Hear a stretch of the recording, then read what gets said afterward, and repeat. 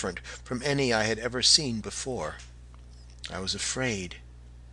Then beyond the woods there were other hills round in a great ring, but I had never seen any of them. It all looked black, and everything had a vour over it.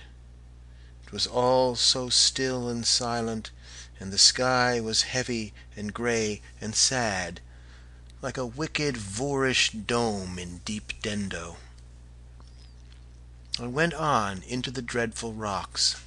There were hundreds and hundreds of them. Some were like horrid grinning men. I could see their faces, as if they would jump at me out of the stone, and catch hold of me, and drag me with them back into the rock, so that I should always be there. And there were other rocks that were like animals, creeping horrible animals, putting out their tongues, and others that were like words that I could not say, and others like dead people lying on the grass. I went on among them, though they frightened me, and my heart was full of wicked songs that they put into it.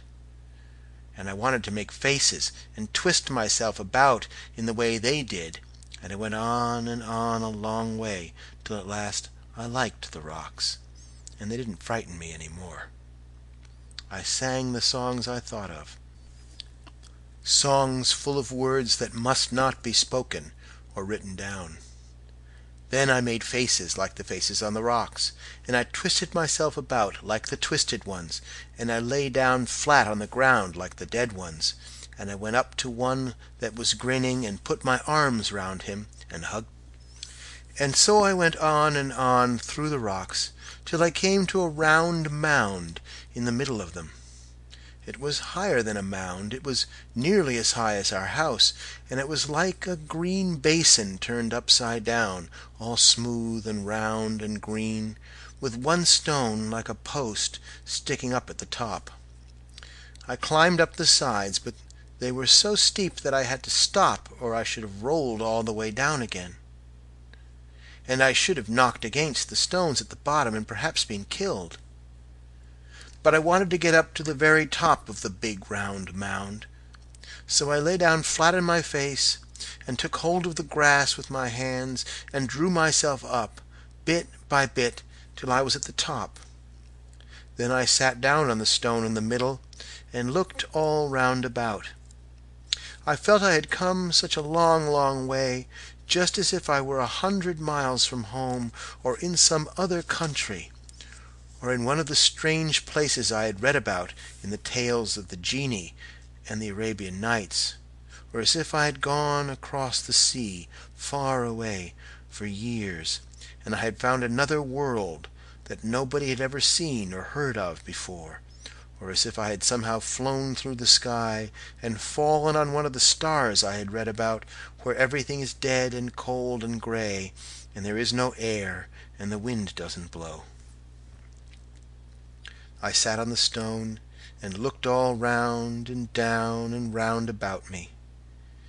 It was just as if I was sitting on a tower in the middle of a great empty town, because I could see nothing all around but the gray rocks on the ground. I couldn't make out their shapes any more, but I could see them on and on for a long way, and I looked at them, and they seemed as if they had been arranged into patterns and shapes and figures. I knew they couldn't be, because I had seen a lot of them coming right out of the earth, joined to the deep rocks below. So I looked again, but still I saw nothing but circles, and small circles inside big ones, and pyramids, and domes, and spires, and they seemed all to go round and round the place where I was sitting, and the more I looked, the more I saw great big rings of rocks, getting bigger and bigger, and I stared so long that it felt as if they were all moving and turning like a great wheel, and I was turning, too, in the middle. I got quite dizzy and queer in the head, and everything began to be hazy and not clear, and I saw little sparks of blue light, and the stones looked as if they were springing and dancing and twisting as they went round and round and round. I was frightened again, and I cried out loud, and jumped up from the stone I was sitting on, and fell down. When I got up, I was so glad they all looked still, and I sat down on top and slid down the mound and went on again. I danced as I went, in the peculiar way the rocks had danced when I got giddy, and I was so glad I could do it quite well. And I danced and danced along, and sang extraordinary songs that came into my head. At last I came to the edge of that great flat hill, and there were no more rocks, and the way went again through a dark thicket in a hollow. It was just as bad as the other one I went through, climbing up, but I didn't mind this one, because I was so glad I had seen those singular dances and could imitate them. I went down, creeping through the bushes, and a tall nettle stung me on my leg and made me burn, but I didn't mind it, and I tingled with the boughs and the thorns, but I only laughed and sang. Then I got out of the thicket into a close valley, a little secret place, like a dark passage that nobody ever knows of, because it was so narrow and deep and the woods were so thick round it.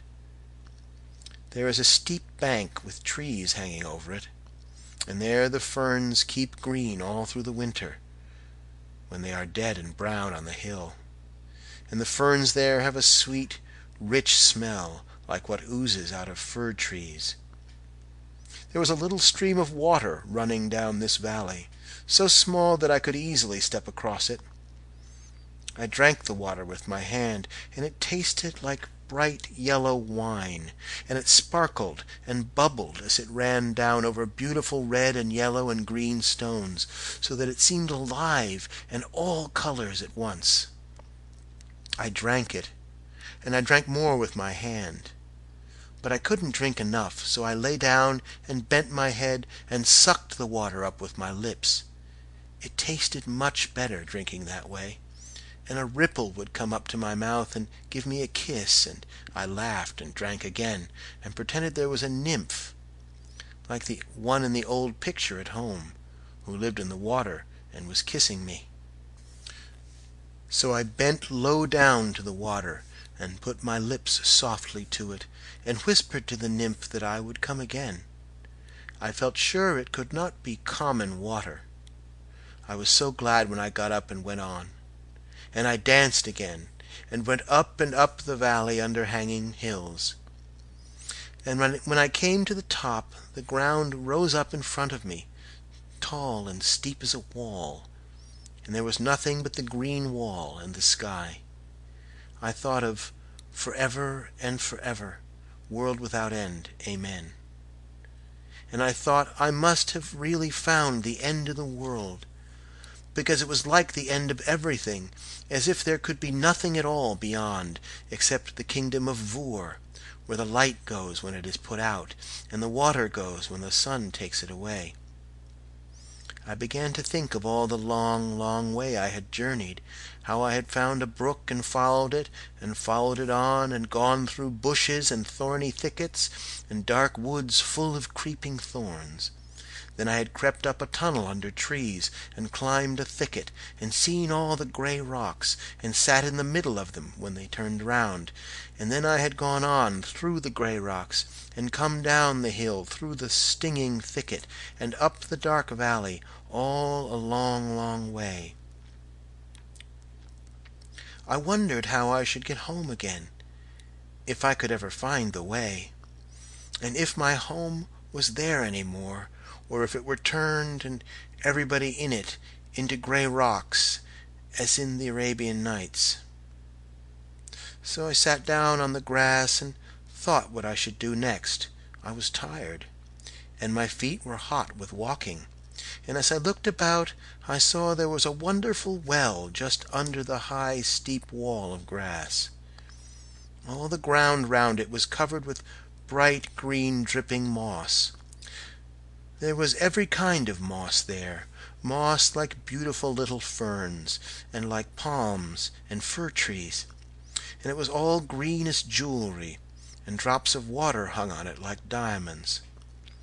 And in the middle was the great well, deep and shining and beautiful, so clear that